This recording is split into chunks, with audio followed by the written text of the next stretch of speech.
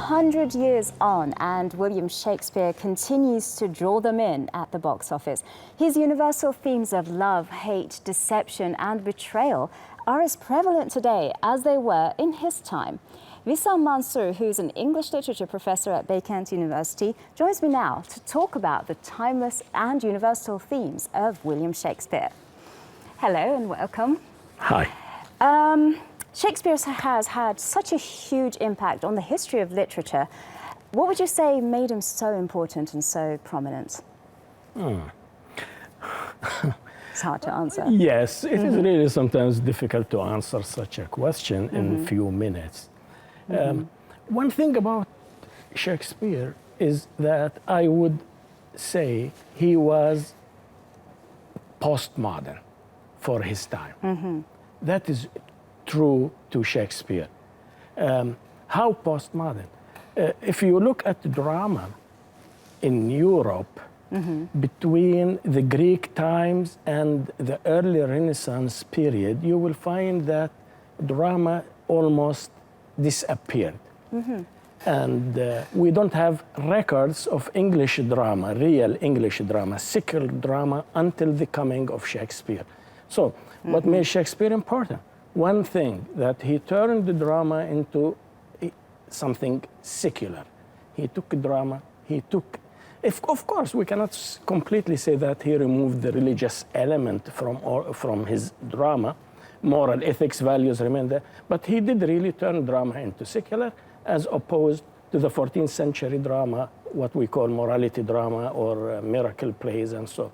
So that's one thing he did. Another thing, he really created, I would say, super plots. He took stories that were known, but he weaved these stories into elegant, sophisticated, attractive plots for his audience.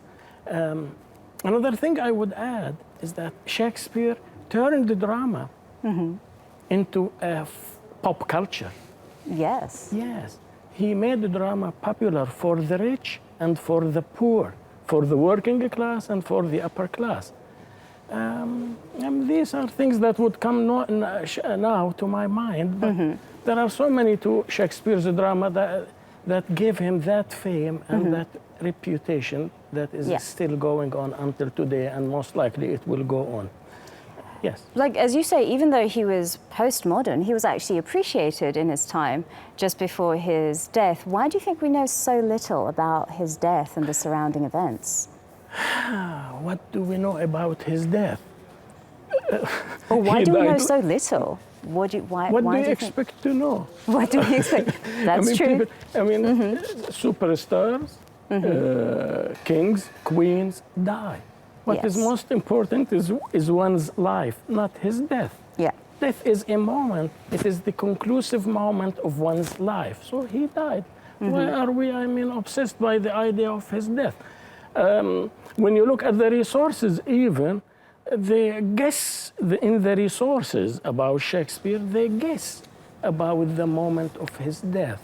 There is a record about his funeral, the 25th of April, but there is no record of his death. So many critics, many scholars, historians assume that he died on the 23rd of April. It could have been 24th. We don't know. Right. It still remains a bit of a mystery. Not that mystery in the sense of mystery. It just hasn't been recorded. It hasn't been recorded. Yes, it hasn't been recorded. Well, his plays have been staged in Iran and Lebanon as part of the celebrations of his 400th anniversary. How do you think he's received in the Middle East? Well, Shakespeare is Shakespeare. He is received well. Most of the academies there usually, prepare programs, lectures, talk shows. Well, he is actually appreciated in the Middle East the way he is appreciated anywhere else in the world. Yes, his art is appreciated because no matter what the geography. His art is universal. He transcended ethnicity. He transcended national boundaries. Yes. That's what his dramas are universal. That's why he is appreciated. He's not talking about a certain group of people or about a geography. When you examine his language, when you examine the way his people talk, they really talk philosophically. The more you think about them, the more you wonder at the genius behind their creator, the one who created them, yes. Well, coming up on the 23rd is the 400th anniversary of his death. How is the world celebrating it? Okay, yes. I think if you Google Shakespeare 400, you will find lots of activities on the internet. The world is celebrating Shakespeare in so many ways, from staging his dramas to talking about his achievement to having lectures, having shows, short film competitions. All sorts of artistic works are being dedicated to this anniversary. Well, Miguel de Cervantes and Shakespeare died one day apart, but some say that Cervantes' death was overshadowed by Shakespeare's death, and a lot more people talk about that. What do you think? Well, if this shows anything, it shows that everybody is trying to claim Shakespeare or to be associated with Shakespeare.